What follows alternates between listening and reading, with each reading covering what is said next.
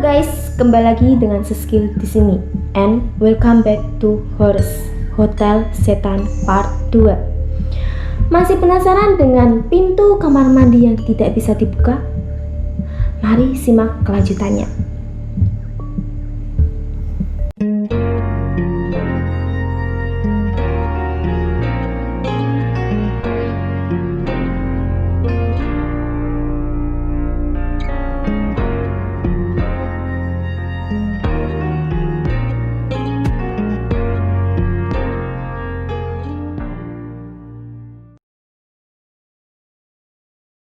Tetapi tetap saja tidak bisa dibuka.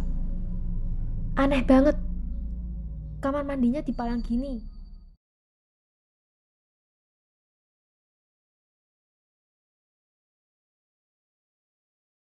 Aneh banget, kamar mandinya dipalang gini, ucap Rido.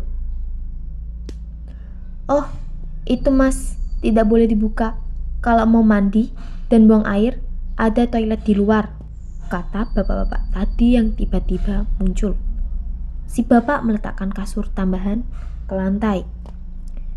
Kalau ada perlu apa-apa, panggil saya saja, mas, mbak, kata bapak tadi lalu menutup pintu dari luar. Gue bilang juga apa? Ini hotel aneh.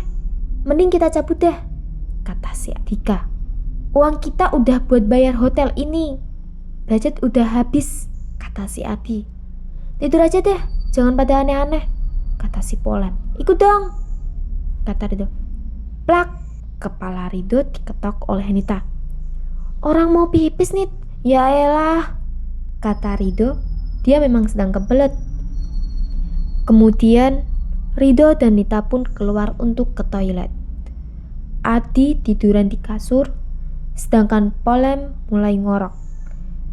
Sedangkan Dika masih was-was karena dia punya kemampuan untuk merasakan hal-hal gaib, tetapi tidak sampai melihat. Dia yakin tempat tersebut tidak aman. Dika duduk di kasur, ditatapnya lukisan di dinding. Tampak 5 babi tergantung di tiang eksekusi. Dan ada seekor sapi gendut memegang kapak sambil tersenyum. Di bawah tiang gantung ada seekor gagak hitam mematuk tetesan darah yang jatuh. Lukisan yang tak lazim itu dipajang di sebuah hotel. Gue cabut, kata si Dika mengangkat kopernya. Apa-apaan sih lo, Dik? Kata si Adi. Hotel ini ngaco, sahut Dika. Lo jangan rusak liburan kita dengan fantasi di kepala lo, Dik. Tidur aja, besok pagi kita cabut, kata Adi kesal. Lo lihat 5 babi itu. Lo pikir itu kebetulan dengan fakta kalau kita berlima, kata Dika tampak kesal. Ia merasa tak didengar. Percaya fantasi lo sama kayak percaya Ahmad Dhani, itu Yahudi, ngaco, sergah Adi. Oke, gue tidur di mobil aja, kata Dika sambil menarik kopernya keluar. Sementara itu, Rido sedang buang air, sedangkan Nita menunggu di luar toilet. Lampu lorong tak menyala semua, hanya ada di depan kamar mereka dan menuju tangga. Saat Rido selesai buang air, tiba-tiba lampu mati. Loh, jangan bercanda, Nit, seru Rido. Namun tidak ada sautan. Nit, buka pintu, Nit, seru Rido lagi sambil mengedor pintu toilet. Namun tetap tidak ada sautan. Sumpah, gak lucu, Nit, teriak Rido. Ia meraba dinding berharap ada stop kontak. Rido merasakan ada sesuatu di dinding. Ada bulatan lembek.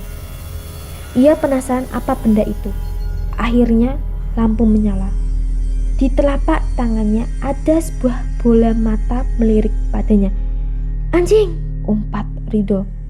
Ia menarik gagang pintu dan anehnya dapat terbuka. Ia pun langsung lari meninggalkan Nita yang terbengong. Nita bingung. Udah setengah jam Rido di dalam, tapi tak ada suara apa-apa. Berkali-kali Nita menggedor pintu toilet, tapi tidak ada yang nyahut. Tiba-tiba Rido lari meninggalkannya. Aneh, Karena terlalu gerah, Nita masuk ke kamar mandi. Ia melepas pakaiannya perlahan, lalu menyiram tubuhnya dengan air. Rasanya segar sekali, namun aromanya tercium anyir. Dika baru keluar dari kamar ketika Rido terengah-engah. "Bener loh Dik, kagak beres ini hotel," kata si Rido. "Kenapa Do? Lo lihat apa?" tanya Dika. Mata, gue lihat mata setan," kata si Rido. "Lo mau kemana?"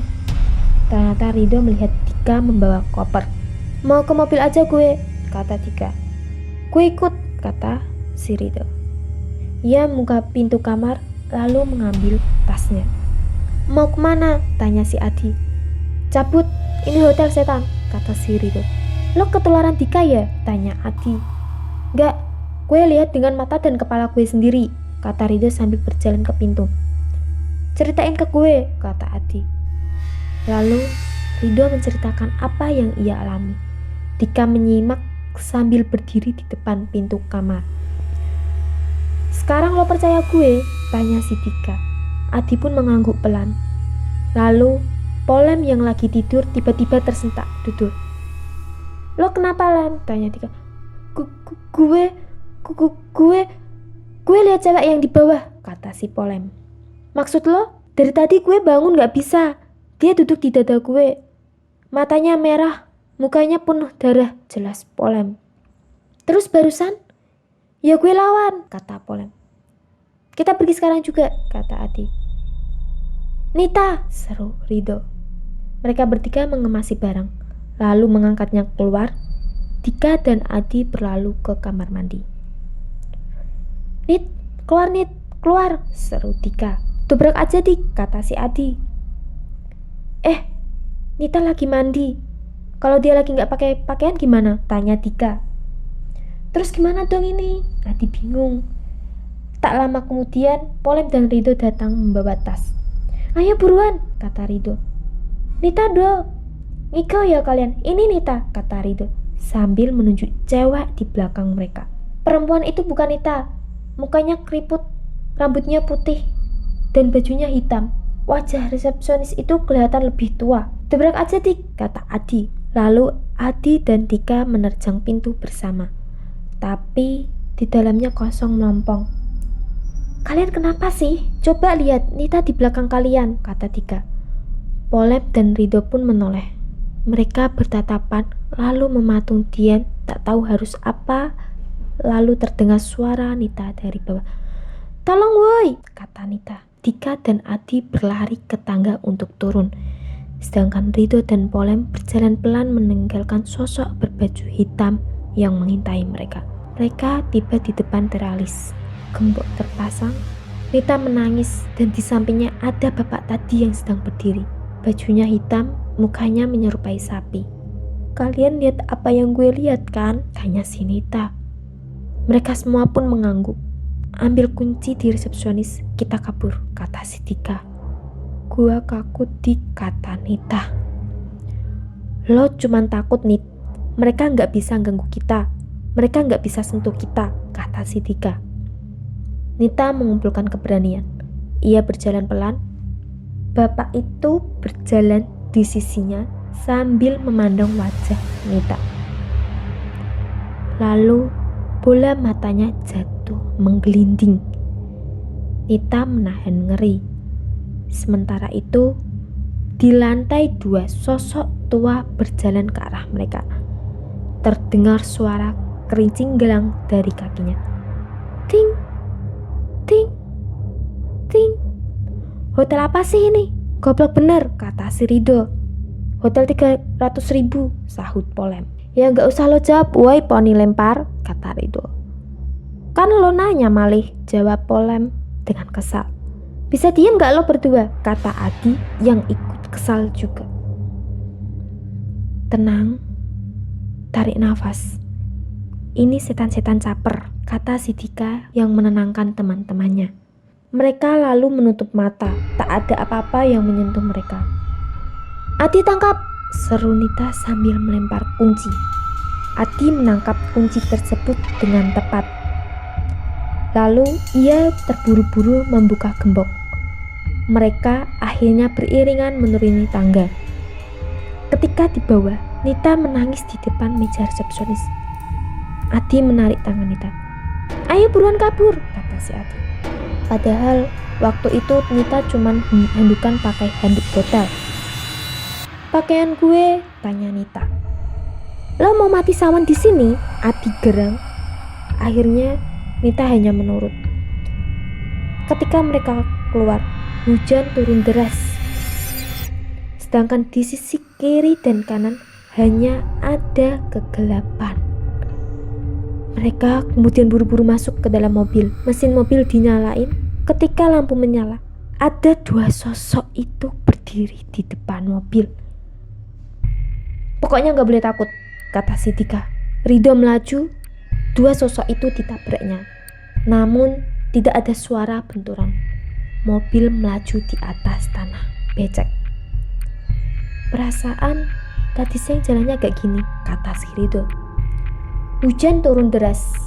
Mereka akhirnya sampai di sebuah taman. Anehnya, taman tersebut terang benderang dan tak ada tanda hujan yang baru saja turun. "Anjir, gak ngerti itu lagi gue. Kenapa tuh setan pada demen deh sama kita," kata si Polem. "Yang penting kita selamat. Malam ini kita tidur saja di mobil," kata si Dika. "Gue mau pakai baju gimana?" tanya Nita. Keempat cowok di mobil itu berpandangan. Lalu mereka berempat keluar mobil dan berdiri di depan pintu mobil dengan posisi membelakangi. Nita berganti baju di dalam. "Beres," kata Nita. Sampai sekarang Adi bilang mereka bingung sebentar hotel itu ada apa tidak. Tetapi ingatannya jelas, sosok-sosok itu ada. Benar-benar ada. Bagaimana menurut kalian? Apakah hotel itu beneran ada? Atau hanya ilusi saja?